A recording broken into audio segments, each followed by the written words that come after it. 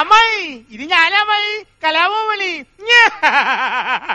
മേലക I love you എന്നാ ഇവള് എന്തുകൊണ്ട് വർത്താനം പറയണേ?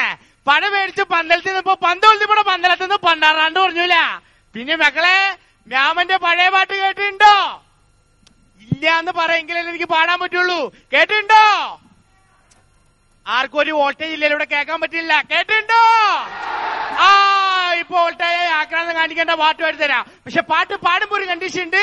ഇങ്ങനെ പൊട്ടുരുളി പണയം വെച്ചത് കൈ ഇട്ടിരുന്ന പോലെ കൈ അടിക്കണത് ഓക്കെയാണോ? എല്ലാരും ഓക്കെയാണോ? അമ്മായിമാരെല്ലാം ഓക്കെയാണോ? രണ്ടാച്ചേട്ടനൊക്കെയാണോ?